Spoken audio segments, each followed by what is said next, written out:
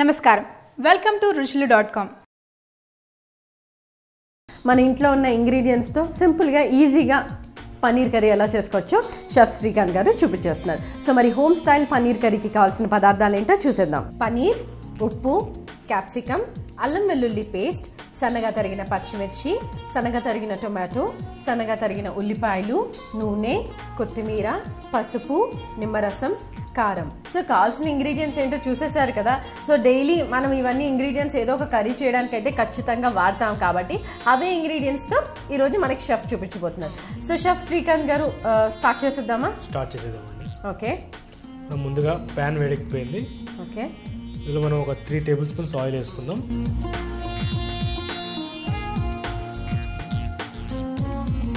So అంటే ఇంట్లో ఈజీగా చేసుకోవడానికి ఒక డైలీ వెజిటబుల్ని మనం కర్రీగా ఎలా చేసుకుంటామో సో అలానే ఈ పన్నీర్తో సింపుల్గా చేసుకోవడం అయితే సింపుల్గా చేసుకోవచ్చు. ఇలా మనం రోజు టమాటా, క్యాప్సికమ్ ఇవన్నీ మనం వంటలో వాడుతూనే ఉంటాము. కొత్తగా మనకి ఏంటంటే పిల్లలు పన్నీర్ తినడానికి చాలా ఇష్టపడుతూ ఉంటారు. సో మనం ఏంటంటే హోటల్ స్టైల్లో పాలక్ పన్నీర్ కానీ పన్నీర్ బటర్ మసాలా కానీ ఇట్లాంటి ఐటమ్స్ చేయడానికి చాలా టైం పడుతుంది. సో సింపుల్గా ఇలా హోమ్ స్టైల్లో పన్నీర్ కర్రీ చేసినట్టయితే వాళ్ళు ఇష్టంగా తింటూ ఉంటారు. సో ఆయిల్ హీట్ ఎక్కిపోయింది. ఇందులో మనం ఆనియన్,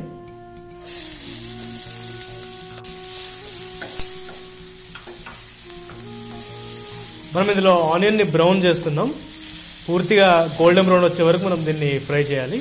ఓకే,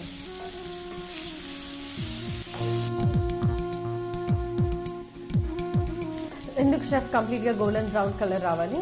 మనకి ఈ కర్రీ అనేది డార్క్ రెడ్ కలర్లో ఉంటుంది.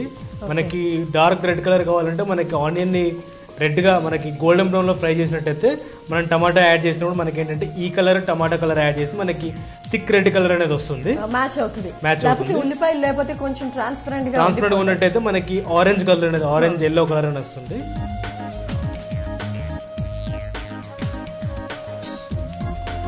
మనం కొద్దిగా సాల్ట్ యాడ్ చేసుకుంటున్నాం.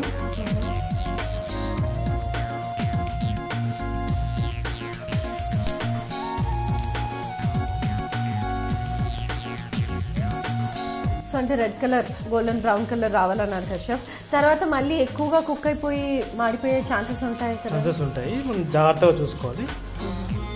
కుక్ అయిపోయింది. ఇందులో మనం చాప్ చేసి పెట్టుకున్న గ్రీన్ చిల్లీ, ఓకే,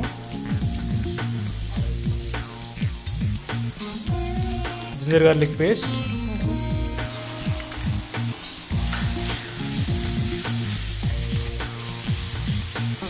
మన జింజర్ గార్లిక్ పేస్ట్ కొంచెం పచ్చి వాసన పోయేదాకా వేయించుకోవాలి. ఓకే, ఇది వేయించుకున్నాక ఇందులో క్యాప్సికమ్,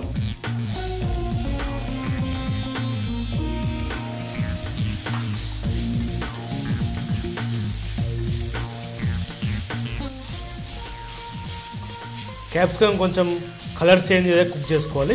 కొంచెం కలర్ చేంజ్ అయ్యి కొంచెం సాఫ్ట్ అవ్వాలి.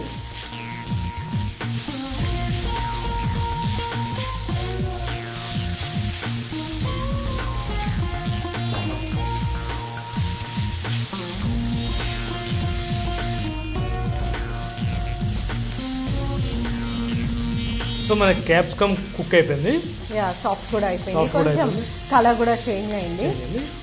ఇందులో మనం పసుపు, టమాటాలు,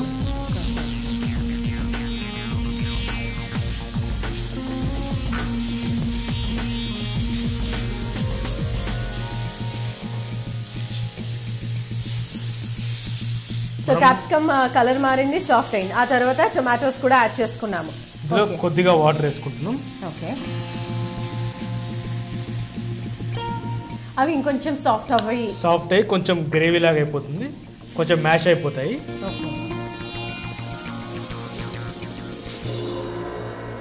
ఎంతసేపు ఇలా వాటర్ యాడ్ చేసిన తర్వాత కుక్ చేయాలి సార్? ఒక 10 మినిట్స్ కుక్ చేస్తారు.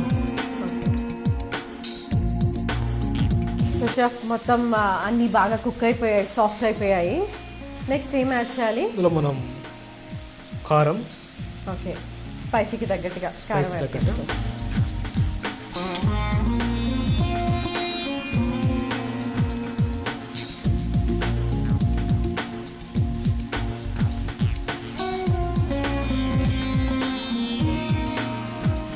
సో ఫైనల్గా లాస్ట్లోనే మనం కారం యాడ్ చేయాలి, అన్ని వెజిటబుల్స్ సాఫ్ట్ అయిన తర్వాత.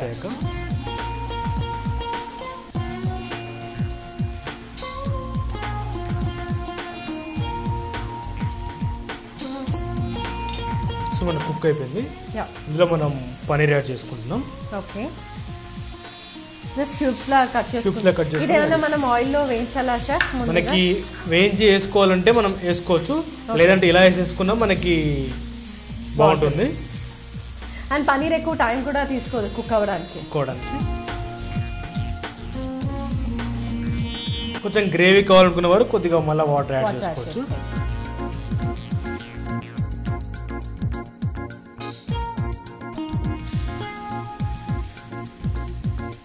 సో పనీర్ కూడా కుక్ అయిపోయింది.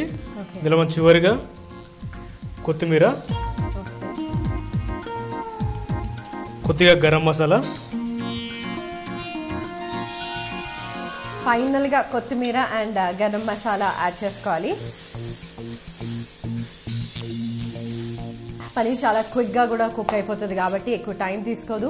సో ఈజీగా మార్నింగ్ టైమ్స్లో మీరు లంచ్ బాక్స్కి ఈ గ్రేవీ అనేది ప్రిపేర్ చేసుకోవచ్చు. హోమ్ స్టైల్గా మన ఈజీగా పనీర్ కర్రీ చేసేసుకోవచ్చు. చివరిగా కొద్దిగా సాల్ట్, మనం ముందు కొద్దిగా వేసుకున్నాము, ఒకవేళ సరిపోలేదంటే మనం కొద్దిగా సాల్ట్ యాడ్ చేసుకోవచ్చు. ఓకే,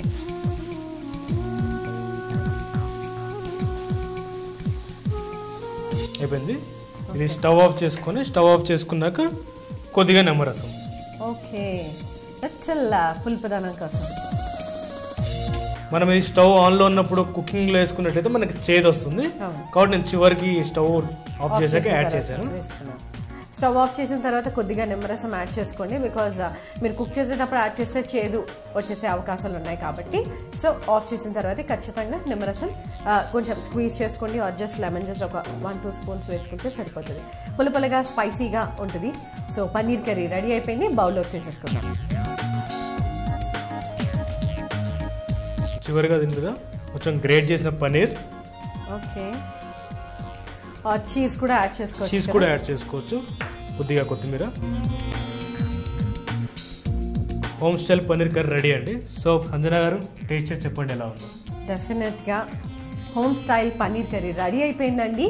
సో మీరు ఒకసారి దీనికి కావాల్సిన ఇంగ్రీడియంట్స్ తయారు చేసే విధానాన్ని చూసేయండి. పన్నీర్, ఉప్పు, క్యాప్సికమ్, అల్లం వెల్లుల్లి పేస్ట్, సన్నగా తరిగిన పచ్చిమిర్చి, సన్నగా తరిగిన టొమాటో, సన్నగా తరిగిన ఉల్లిపాయలు, నూనె, కొత్తిమీర, పసుపు, నిమ్మరసం, కారం. హోమ్ స్టైల్ పన్నీర్ కర్రీ తయారు చేసే విధానం: ముందుగా స్టవ్ ఆన్ చేసి పాన్ పెట్టాలి. పాన్లో ఆయిల్ వేసుకొని ఆయిల్ హీట్ అయిన తర్వాత కొద్దిగా ఆనియన్స్ వేసుకోవాలి. ఆనియన్స్ ఫ్రై చేసుకున్నాక సన్నగా తరిగిన పచ్చిమిరపకాయలు, అల్లం వెల్లుల్లి పేస్ట్ వేసుకొని పచ్చివాసన పోయే వరకు కుక్ చేసుకోవాలి. తర్వాత సన్నగా తరిగిన క్యాప్సికమ్, కొద్దిగా పసుపు కూడా యాడ్ చేసుకొని బాగా కలుపుకోవాలి.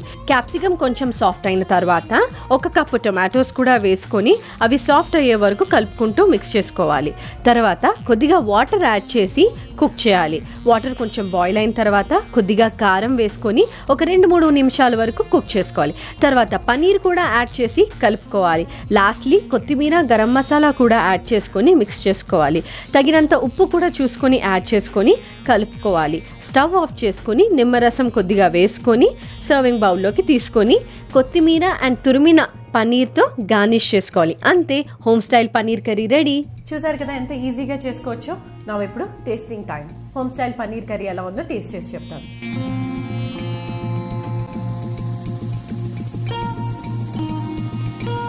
చాలా క్విక్గా, చాలా ఈజీగా, సింపుల్ ఇంగ్రీడియంట్స్, సింపుల్గా ఈజీగా చేసుకోవచ్చు. బాగుంది. కావాలంటే మనం టోఫు కూడా యూజ్ చేసుకోవచ్చు కదా. చేసుకోవచ్చు. ఓకే, సో చూసారు కదండి హోమ్ స్టైల్ పన్నీర్ కర్రీ